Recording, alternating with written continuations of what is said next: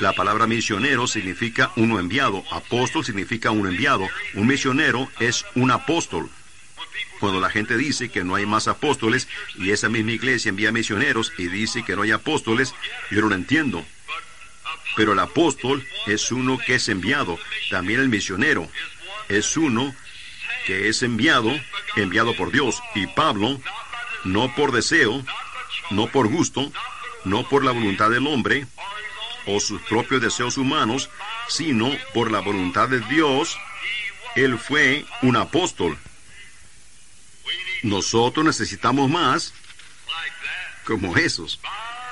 Por la voluntad de Dios, él iba camino a Damasco para arrestar, piénsenlo, iba a arrestar al mismo grupo que él fue enviado para ser un apóstol. Ahora, ustedes ven cuán contrario se mira para el elemento humano las cosas que Dios hace. Precisamente las cosas que uno piensa que no haría, esas pudieran ser precisamente las cosas que uno tiene que hacer. Cuando yo primero vi a la gente del Evangelio completo, vi a una muchacha una noche pararse en la audiencia cuando la música estaba tocando y empezar a danzar de punta a punta del auditorio. Yo nunca dancé en mi vida, nunca estuve en un salón de danza y nunca quería en danzar. Bueno, por el egoísmo aquí, no audible, sino en mi corazón, yo critiqué a la muchacha. Yo dije, no hay nada de Dios respecto a eso. Solo un joven predicador bautista sentado ahí, y dije, no puede haber nada en eso. Esa mujer allá en el auditorio, ella únicamente está haciendo una exhibición, ella solo quiere que alguien la mire. Yo por nada lo hubiera dicho en voz alta, pero en mi corazón yo lo estaba pensando.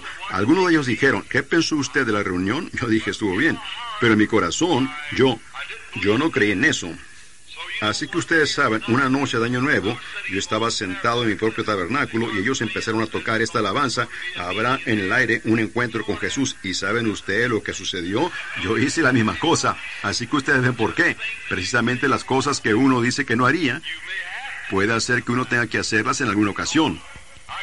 Así que me imagino que Pablo dijo que él nunca se rebajaría y se metería al polvo como algunas de esas otras personas, y gritaría y vociferaría y se comportaría así como ellos lo estaban haciendo, pero Dios le mostró que él tenía que hacerlo. Así que algunas veces cuando uno dice que no hará algo, tenga cuidado, pueda que Dios lo haga hacerlo. Muy bien, entonces él era un apóstol por la voluntad de Dios.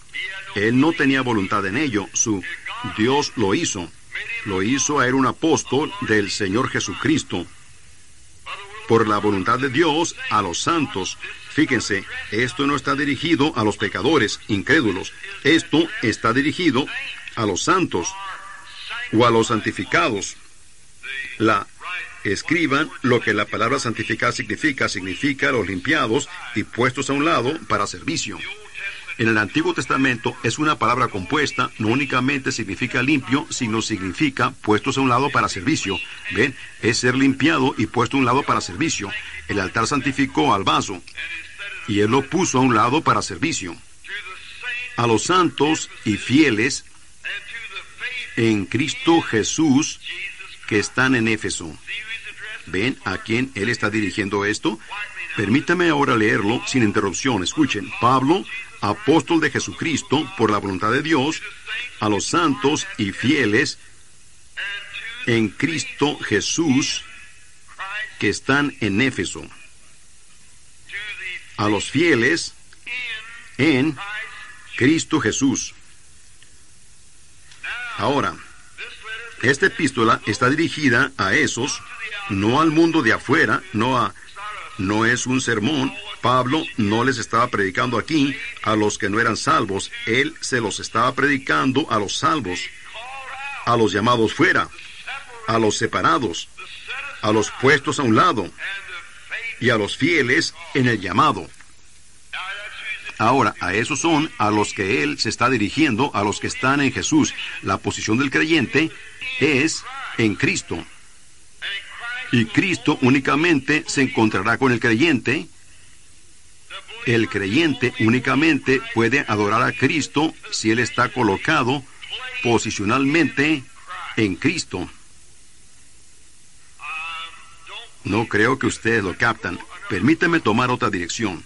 Miren, un creyente no puede adorar y no tiene derecho a adorar Ningún hombre tiene derecho de adorar al Señor estando fuera del cuerpo del Señor Jesucristo. ¿Sabían ustedes eso? Si tuviéramos tiempo para regresar y tomar las leyes sobre eso, sería hermoso. Él es quien se está dirigiendo al creyente en Cristo. Anoche yo estaba predicando de la sangre, cómo es que Dios entró al vientre de la Virgen y el Creador mismo haciéndose una célula de sangre, y de la célula empezó a presionar más allá de la célula, y por medio de ese rompimiento de la célula de sangre, rompió donde estaba encerrado rompió el velo, mejor dicho, en donde ellos lo tenían a él separado, y ahora puede traer al creyente dentro del compañerismo con él, únicamente a través de la sangre. Ellos no tenían el derecho de adorar, los que no habían venido a través de la sangre. Miren en el Antiguo Testamento, allá, cuando los creyentes, ellos tenían un tabernáculo, y en el tabernáculo, ningún hombre tenía el derecho de adorar a menos que él viniera al tabernáculo. Era un lugar en donde la sangre era ofrecida, y sin el derramamiento de sangre no hay remisión de pecado, ni promesa de que la oración iba a ser contestada fuera de la sangre.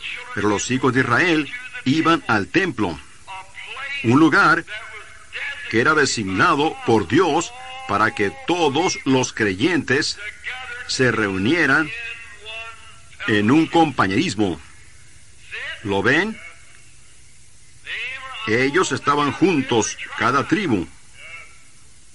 Los fariseos, los saduceos, los herodianos, los publicanos, todos se reunían en un lugar para compañerismo.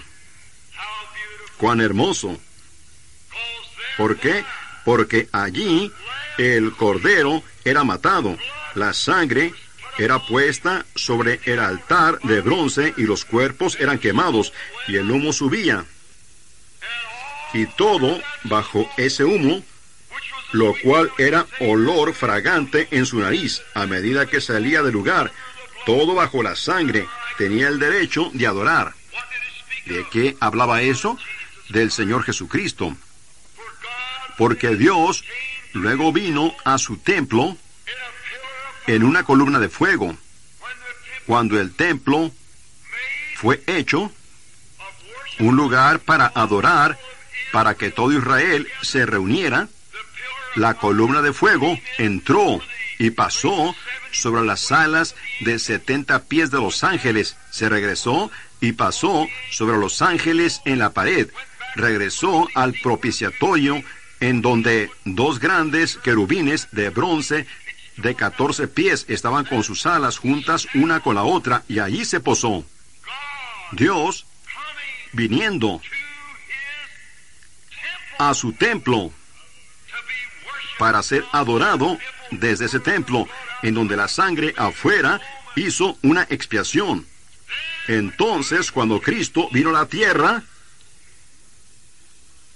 cuando Él fue bautizado en el Jordán, al igual que el lavamiento del cordero en el lavatorio de bronce, fíjense, entonces Juan dio testimonio, viendo al Espíritu de Dios como una paloma, descendiendo, y se posó en Él, y entró en Él.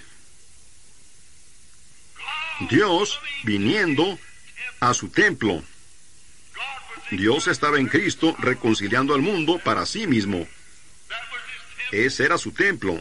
Entonces, ese cuerpo, por el pecado, nuestros pecados, fue partido. Su carne partida en 2. Los vasos sanguíneos fueron rotos. Y allí, ahora, mientras el Espíritu salió de su cuerpo, entonces, todos los creyentes, espero que ustedes lo vean, miren, todos los creyentes que entran a través de la sangre en el cuerpo de Jesucristo, adoran a Dios a través de la sangre derramada de Jesucristo, en donde ellos están posicionalmente colocados en Cristo. ¿Lo ven ustedes?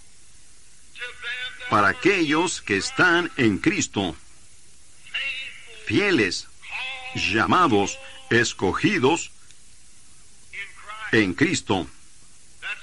A esos son a quienes Pablo les está dirigiendo esta carta. ¿No están ustedes contentos hoy que están en Cristo? ¿Cómo entramos?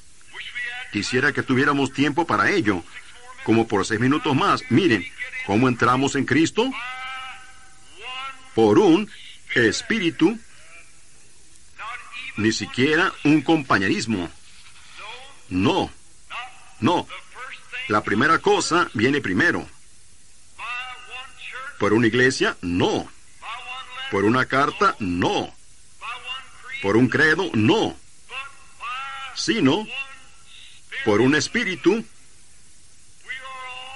Todos somos bautizados dentro de un cuerpo.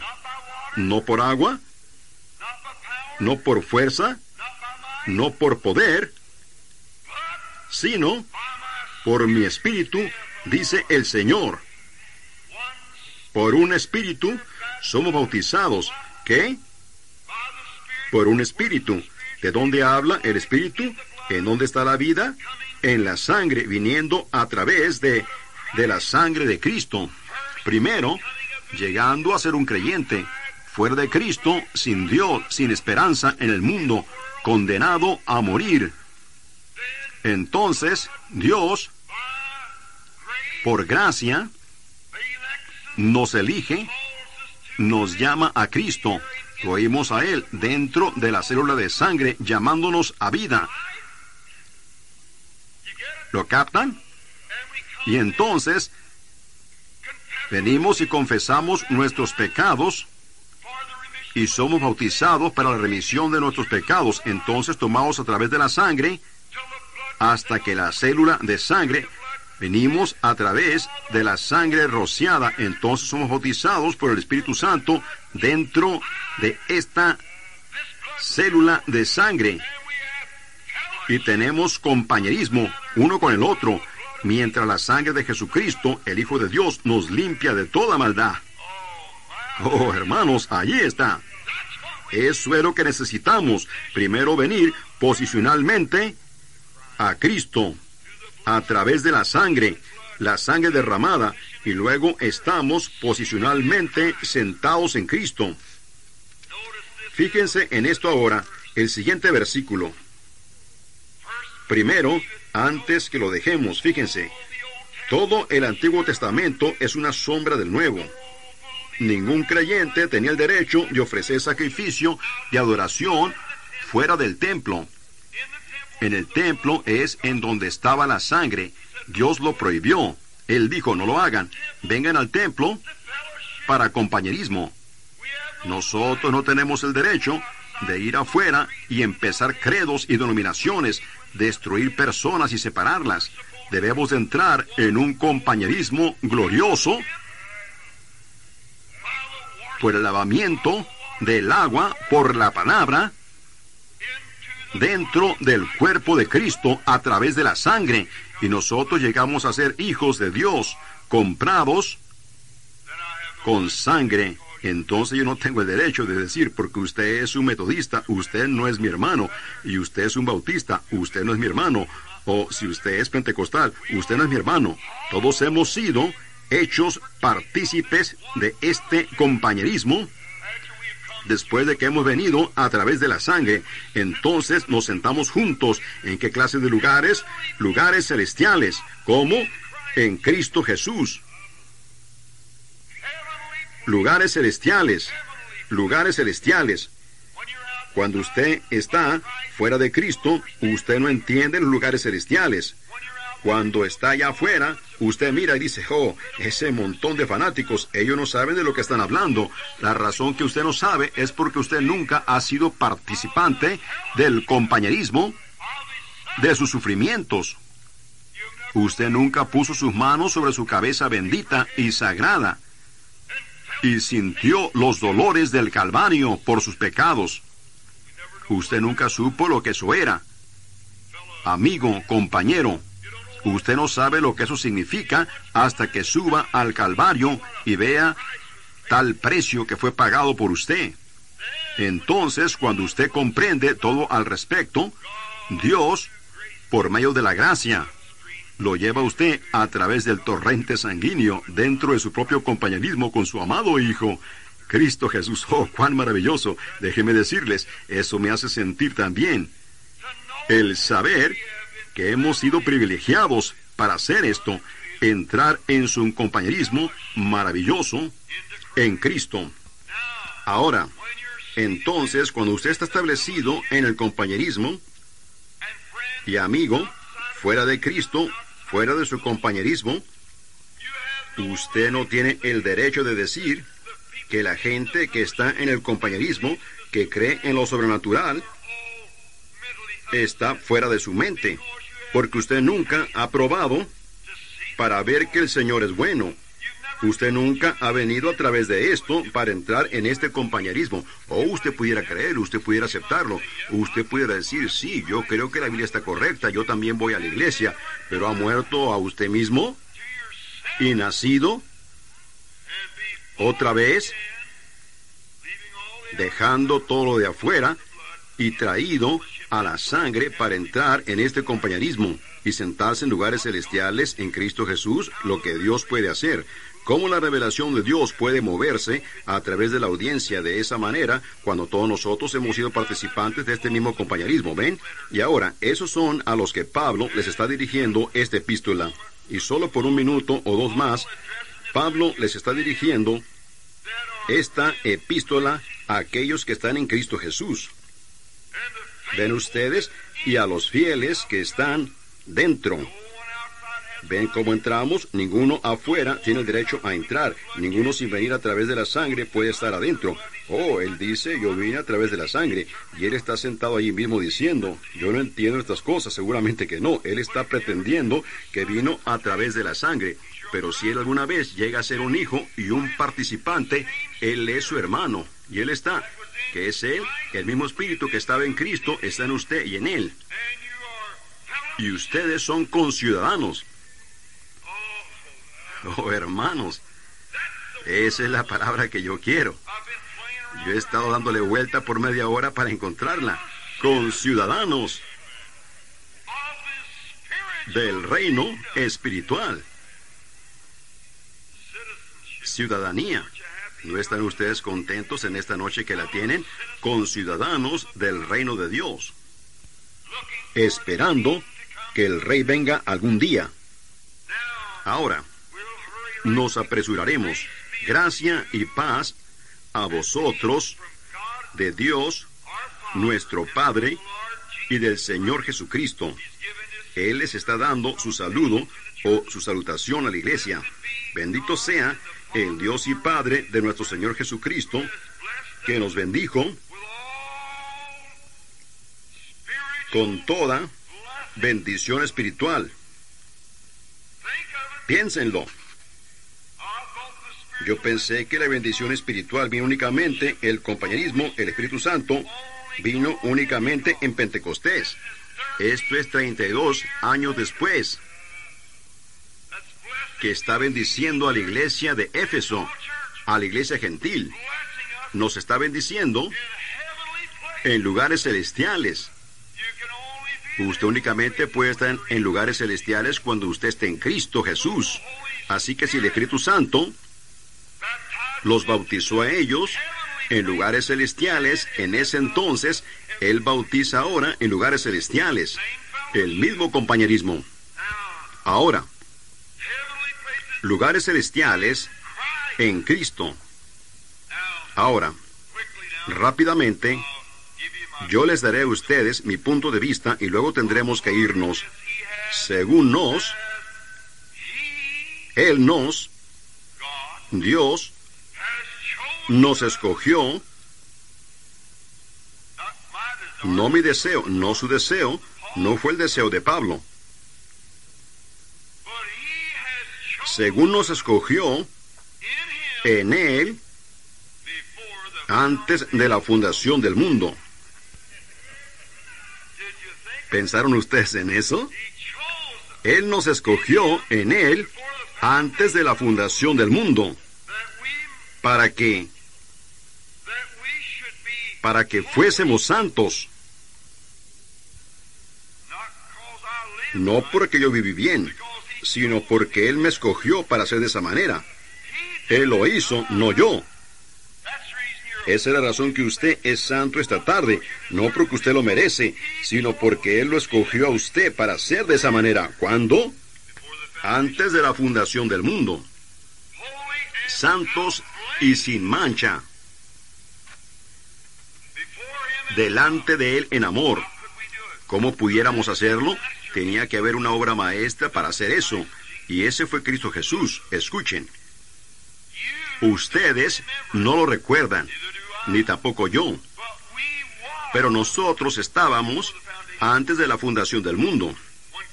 Cuando Dios hizo al hombre, dijo, hagamos al hombre a nuestra imagen, démosle a ellos, plural, hagamos al hombre a nuestra imagen, hombre espíritu, y démosle a ellos dominio sobre los peces del mar y del ganado y demás. Génesis 1. Dios diciendo eso, hagamos al hombre. Ahora, allá, antes de la fundación del mundo, Dios lo escogió a usted en Cristo Jesús para parecer santo al fin del tiempo, todo el trayecto desde la fundación del mundo. ¿Lo ve usted? Ahora, rápidamente, captémoslo ahora. El siguiente versículo, habiéndonos predestinado o elegido para ser adoptados hijos suyos por medio de Jesucristo, según el puro afecto de su voluntad. ¿Me permiten hablarles a ustedes solo por un momento? Dios, antes que el mundo empezara, fíjense, ninguno, dijo Jesús, puede venir a mí si el Padre que me envió no lo trajere. Esa es la propia palabra de Jesús. Aquí está la célula de sangre, aquí está rota, aquí está el rociamiento de la sangre moviéndose. Ahora, aquí está Cristo dentro de esta célula de sangre. Cristo significa el ungido. Él era la célula de sangre ungida. Aquí, Él está dentro de aquí. Aquí está Dios, nuestro Padre. Miren lo que Él está haciendo. Ningún hombre puede venir a mí a través de este rociamiento de sangre, excepto que mi Padre lo trajere. Y todo el que viene, yo le daré a él vida eterna, no lo echo fuera, y lo resucitaré en el día postrero. ¿Ven ustedes lo que es? Ahora miren, Él nos ha escogido para este propósito, habiendo predestinado, o sabía previamente, Él entendió previamente lo que sería desde el principio. Dios en el principio, simplemente sabiendo lo que Él haría en el fin. Él predestinó, o podría decir previamente, lo que sería. Sabía previamente, sabiendo previamente que estaríamos en Cristo Jesús. Fíjense, habiéndonos predestinado para ser adoptados hijos suyos, la adopción. Tomaremos ahora las leyes antiguas solo por un momento otra vez y luego tendremos que terminar. En el Antiguo Testamento, cuando un hombre... ¿Están ustedes disfrutando la lectura de la palabra? A mí me gusta. Solo toleren unos cuantos minutos más. En el Antiguo Testamento, cuando un hombre tenía su pequeño reino, miren, él era el padre de este reino. Una pequeña posesión. En San Juan aún se continuó hasta el pueblo anglosajón en Bretaña hace años, aún hasta la traducción o versión de King James. Ustedes se encuentran en San Juan 14 que dice, en la casa de mi padre hay muchas mansiones. Eso suena extraño que en una casa haya mansiones, pero lo que es, en el tiempo de la versión de King James, como una traducción, cada hombre que tenía un reino, un rey, él tenía ese dominio que era de él. Y él era llamado el Padre. Y eso era llamado su casa. Los hijos, todos sus súbditos eran él era dominio, su dominio era sobre ellos, y eso era llamado su casa. Así que ellos dijeron, en mi Padre, ahora, Creo yo que Moffat lo pone en la casa apartamento, hay muchos apartamentos. Yo no estoy de acuerdo con eso. Pero en el original dice, en el reino de mi padre hay muchos palacios. Eso suena mejor, ¿no es así? Correcto. Ahora, cuando un hombre, en el Antiguo Testamento, un hombre judío, en Palestina, de donde ellos eran ya sea que él fuera, o de la tribu de José, o de Efraín, o de la que él fuera, él tenía sus propias tierras destinadas que le pertenecían a él. La historia hermosa de Ruth, cuando regresó con Noemí, cuando Noemí había perdido toda su herencia, y Boaz la redimió. Creo que yo prediqué sobre eso la última vez que estuve aquí. Un cuadro hermoso. Ese fue su pequeño dominio, como su pequeño reino, su posesión. Era traspasado. Uno le seguía al otro. Ahora, cuando un padre se casaba y cuando este muchacho, heredaba lo que su padre tenía, sus hijos nacían. Ahora, cuando ese muchacho nacía en este pequeño, nosotros le llamamos acres pequeños o una granja pequeña. Cuando él nacía allí, el padre tenía siervos todo alrededor, pero el hijo era criado bajo un tutor o maestro o instructor. Gálatas, el capítulo 4, versículos del 1 al 5, da un cuadro hermoso de ello. Cómo estábamos bajo tutores por tanto tiempo. Pero ahora, cuando este hijo nacía, él llegaba a ser un hijo, en el mismo momento que él nacía en la familia. ¿Lo captan ustedes? Ahora, entonces había un tutor sobre ese muchacho para educarlo y criarlo. Bueno, él no era más que un siervo, dice la epístola a los Gálatas, hasta que él llegaba a una edad, un tiempo limitado que era establecido. Y este tutor siempre le llevaba el reporte al padre: tu hijo está progresando bien, o lo que fuera. Y ahora, ahí es en donde yo no estoy contradiciendo, mi hermano querido, pero miren, tómenlo como de alguien quien los ama. Ahí es donde los pentecostales fallaron en ver esto. ¿Ven? Si el Espíritu Santo quizás no queriendo darlo entonces, miren, cuando ustedes nacieron otra vez del Espíritu Santo, ustedes dijeron, esto es, hermano. Si era, ustedes eran hijos. Ustedes eran hijos sin lugar a duda. Ustedes nacieron en la familia. Pero sin embargo, el tutor, el cual es el Espíritu Santo, ha vigilado sobre la iglesia mientras ella ha estado madurando. Ahora, si este tutor, en lo natural, iba al padre y decía, mira aquí, ese muchacho no va a ser muy bueno. Yo trato de enseñarle, él simplemente no escucha. Él tiene su propia manera testaruda y él simplemente no escucha. Él va a hacer esto o él va a hacer eso. El padre comprende allí mismo que ese muchacho no puede tomar posesión de su dominio. Correcto, porque ¿qué haría él? Él lo malgastaría. El regreso del hijo pródigo da un cuadro muy hermoso de ello. ¿Ven? Él no podía. Lo que él haría es que hipotecaría la granja o la vendería y se lo bebería y se comportaría mal.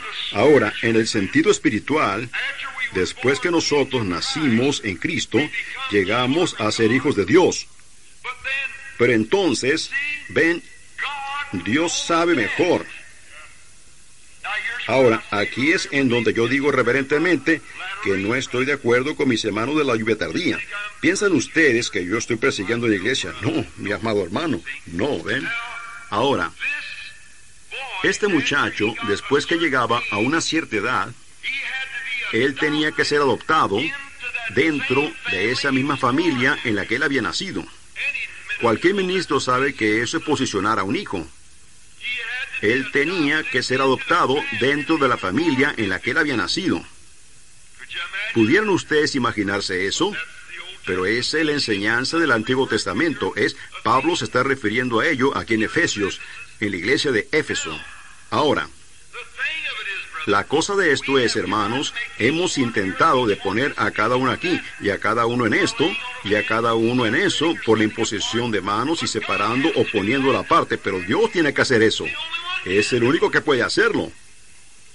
Ahora, cuando el padre se daba cuenta que este muchacho no era digno, él nunca lo negaba. Él todavía era su hijo, pero él no podía tener confianza en él. Él era muy llevado por doquiera de toda clase de vientos de doctrina. Eso es lo que dice la Escritura. No sean llevados por doquiera de todo viento de doctrina. Sean estables, creciendo en la obra del Señor siempre, sabiendo que el trabajo de ustedes no es en vano. Rápidamente, desearía que pudiéramos quedarnos en eso por un rato. Pero fíjense, entonces este padre...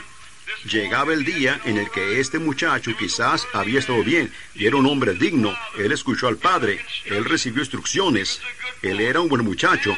Entonces el padre lo llevaba a una calle pública y entonces él le ponía a él una ropa especial.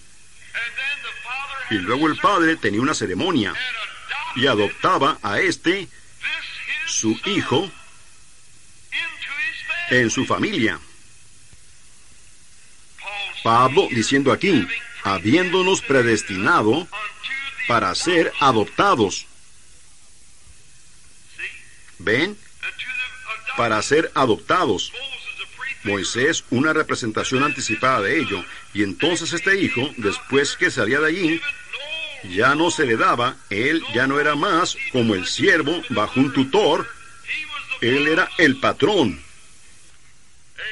Amén. Y espero que esto penetre muy profundo. Voy a terminar en un momento.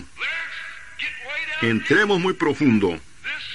Este hijo no estaba ya más bajo un tutor, sino que él era como su padre. Y su padre le daba a él que hiciera ciertas cosas. El padre pudiera haberle dicho, encárgate de este campo aquí, o tú haces esto aquí, encárgate de los esclavos, o tú encárgate de lo que haya sido. Él estaba en posesión completa. Amén. Porque él fue adoptado dentro de esa familia y su nombre en un cheque era tan bueno como el de su papá.